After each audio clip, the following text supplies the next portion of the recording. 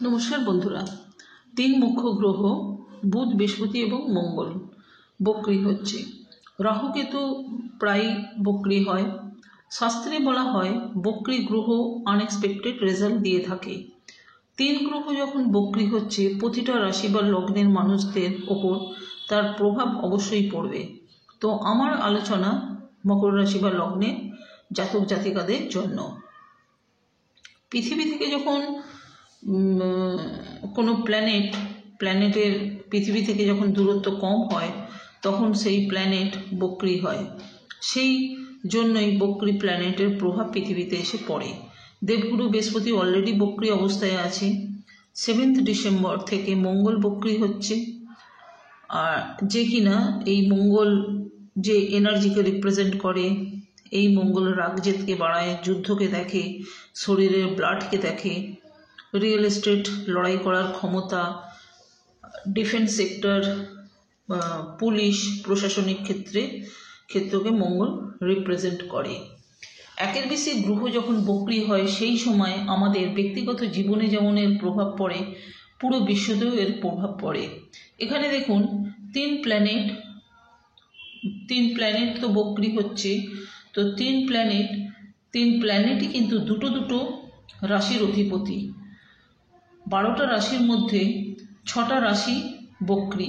কীরকম দেখুন 6টা রাশি, যেমন মীন রাশি, ধনু রাশি বৃহস্পতির রাশি, মেষ এবং বৃশ্চিক মঙ্গলের রাশি, এবং মিথুন আর কন্যা বুধের রাশি। আর বৃহস্পতি, মঙ্গল এবং বুধ এই তিন গ্রহই বক্রী।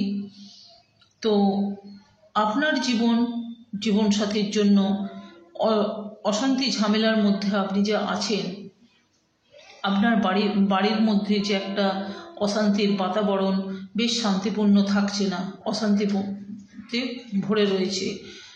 কারণ কমিউনিকেশনের কারক হচ্ছে বুধ বক্রী অবস্থায় রয়েছে, এবং মুখের বাণী খারাপ হবে। একে অপরের ওপর মুখের বাণী, মানে মুখের কথা কাটাকাটি চলবে। তো কমিউনিকেশনকে দেখে বুধ।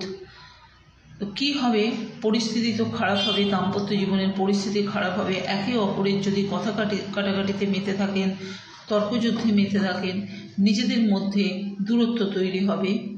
আমার মনে হয় নিজেদের মধ্যে বোঝাপড়া করে, আন্ডারস্ট্যান্ডিং করে চলাটাই ভালো।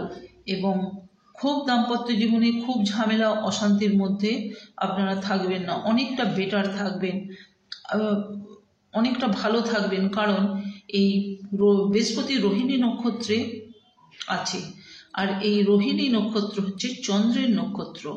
চন্দ্র রোহিণীকে ভীষণ ভালোবাসে এবং চন্দ্র রোহিণীকে ছাড়া থাকতে পারে না। সুতরাং এদিক থেকে দেখতে গেলে দাম্পত্য জীবন আপনাদের অনেকটা আগের থেকে অনেক ভালো থাকবে এই রোহিণী নক্ষত্রের জন্য। এবং এই সমস্ত কারণে আপনারা যে দাম্পত্য জীবনে যে অশান্তির মধ্যে ছিলেন, অনেকটা আপনারা ভালো থাকবেন। যে সমস্ত মকরের ভাই বোনেরা স্টুডেন্ট আছেন, নিজেদের ফোকাসটাকে ঠিক রাখতে হবে, কারণ তা না হলে সমস্যায় তোমরাই পড়বে। তবে মকরের সন্তানেরা যথেষ্ট সিনসিয়ার।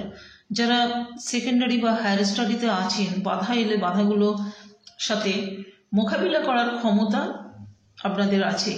ঝিমিয়ে পড়বেন না, লেজিনেস আসতে দেবেন না, নিজেকে এনার্জেটিক রাখতে হবে। বুধ বাণী, বিবেক, বুদ্ধি, জ্ঞান, ব্যবসা,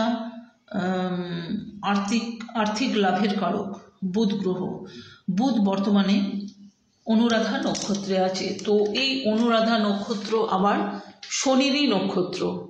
বুধ যে অনুরাধা নক্ষত্রে আছে, অনুরাধা নক্ষত্র শনির নক্ষত্র। তো আর সিম্বল হচ্ছে পদ্মফুল। এই সময় আপনারা নিজেকে প্রকাশ করুন। মকরের মানুষদের মধ্যে ক্ষমতা আছে অনেক। কথায় আছে না, গোবরে পদ্ম ফোটে। পদ্ম ফোটাবার মতন ক্ষমতা আপনাদের মধ্যে আছে। মনের জোর, এনার্জি নিয়ে এগিয়ে যান, সাকসেস হবেন। বুধ বৃশ্চিক রাশিতে বক্রী হয়েছে, যেটা আপনাদের লাভের ঘর, যেখানে শনি, মঙ্গল এবং দেবগুরু বৃহস্পতি দৃষ্টি থাকছে। অনুরাধা নক্ষত্রে স্নেহ, ভালোবাসা, মায়া, মমতা, বন্ধুত্ব সব আছে।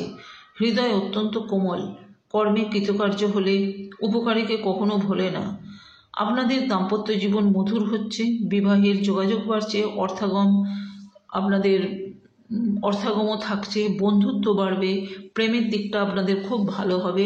প্রেমের মধ্যে যে দোলাচল ছিল, দোটানা ছিল, ইগো ছিল, কথা কাটাকাটি, একটা গরম গরম কথার মধ্যে একটা গরম ভাব, সেইগুলো কিন্তু অনেকটা কেটে যাবে। অনেকটা প্রেমের ক্ষেত্রে অনেকটা ভালো থাকবেন। প্রেমের জায়গাটা মোটামুটি ভালো থাকছে, সোজা কথা হলো। তো আপনাদের বন্ধুত্ব বাড়বে, রিলেশনটা ভালো হবে, আপনাদের যারা রিলেটিভ আছে তাদের সঙ্গে রিলেশন ভালো হবে, কর্মক্ষেত্রে উন্নতি, যারা নতুন চাকরি পাওয়ার অপেক্ষায় আছেন নতুন চাকরির যোগ থাকছে।